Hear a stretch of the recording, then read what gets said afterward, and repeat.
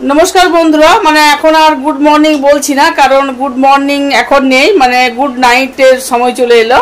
माने एखोन रात 11টা বাজতে চললো तो हठाৎ একটা কেকের অর্ডার এলো তো কালকে সকালেই কিন্তু ডেলিভারি দিতে হবে ওইজন্য রাতেই বানালাম আর যদি বিকেল থেকে ডেলিভারি করার থাকে তাহলে দুপুরে বানাই আর এটা সকালে বানাতে মানে আর টাইম পাবো না সকাল দেরি করতে ঘুম থেকে উঠবো কখন বানাবো এইজন্য রাতে বানিয়ে নিলাম আর এটা নিয়ামতপুরে ডেলিভারি দিতে হবে মানে এটা দিতে যেতে হবে কারণ ওরা বরাবর তো আমাদের কাছে কেক নেয় না কোনো কারণবশত হবে মানে কোনো কারণের জন্য হয়তো বাড়িতে কেউ নেই নিতে আসতে পারবে না নইলে আমাদের বাড়ি থেকে কেক নিয়ে যায় খুব কম যেমন ধরুন কোনো স্বামীকে যদি মানে হাজবেন্ডকে যদি সারপ্রাইজ দেয় বা কেউ বাড়িতে যদি হাজবেন্ড না থাকে কোনো অসুবিধার জন্য তখন আমি ডেলিভারি দিই কারণ মানে বাড়ির বাইরে যায় না ওই জিটি রোডের উপরে বা নিয়ামতপুর মানে রোডের উপরে তাকে ডেলিভারি দিয়ে আসি আর ডেলিভারি চার্জও দেয় না দেওয়া হয় না আর এই কেকটা কালকে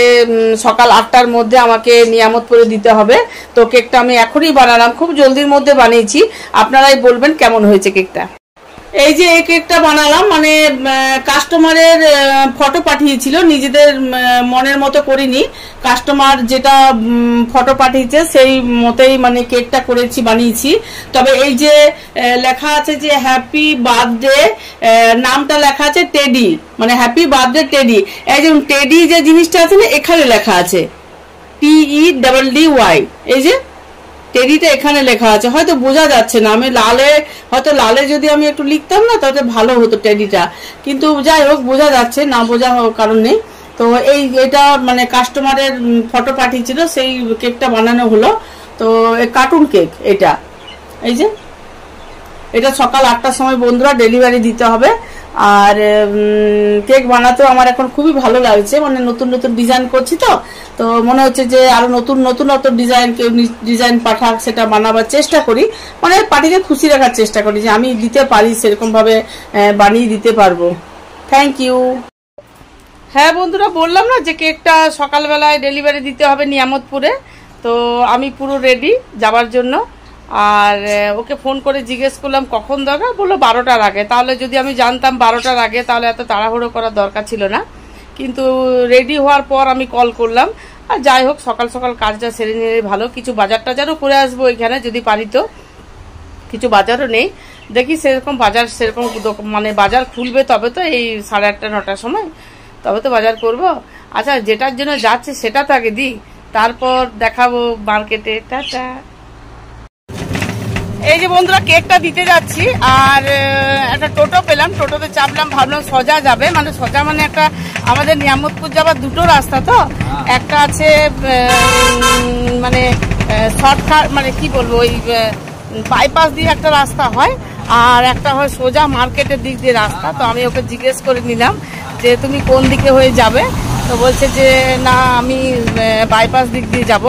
আর সেরকম হলে যদি সোজা যেত তো ওকে আমি ফোন করে দিতাম তোমাকে আর মোড় পর্যন্ত যেতে হবে না তুমি এইখানে নিয়ে নেবে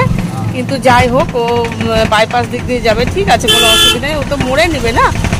তো যাই দেখি মার্কেটে যে আমি ইয়ে করব ভিডিও করবো আমি দেখাবো যে বাজার টাজার করবো বন্ধুরা আজকে রবিবার তো একটু চিকেন ইয়ে করলাম আনা করালাম মানে প্রথমে আনিনি তা প্রথমে মেয়েকে ফোন করলাম ও তো কলকাতায় আছে না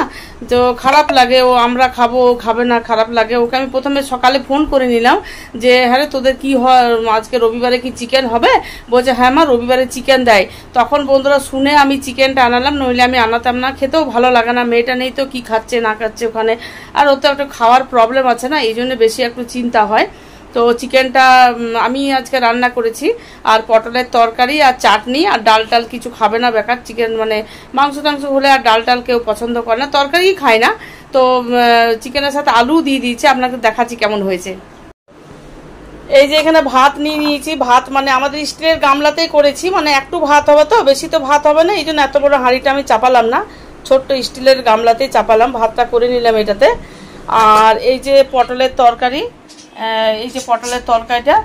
কম করিনি বেশি করেছি কারণ একবারের তরকারি না দুবার খেতে চাই না মানে রাত্রেও খাবে না পরের দিনও খাবে না ওই জন্য অল্প করলাম বেশি করলাম না এই যে চাটনিটা ফ্রিজে ছিল একটু বের করে নিলাম প্লেটে সবটা বের করলাম না, ফ্রিজে রাখা থাকে 2-3 দিন চলে, তারপর আবার করি। আর এই যে চিকেনটা বানিয়েছি, চিকেনটা একটু মনে হচ্ছে ঝোল হয়ে গেল, মানে একটু আমরা বেশি জল দিই না, কম জল দিয়েই করি, কিন্তু ঝোল ঝোল মনে হচ্ছে, জল হয়ে যাক চলে যাবে, খাওয়া চলবে। আর এই যে আম, পাকা আম আছে, পাকা আম খাবে, ঠান্ডা জল, ও তো ঠান্ডা জল চাই। আচ্ছা, এই হচ্ছে আমাদের আজকে খাবার মেনু। বন্ধুরা আমরা খাই, আপনারাও খান। হ্যাঁ, থ্যাংক ইউ।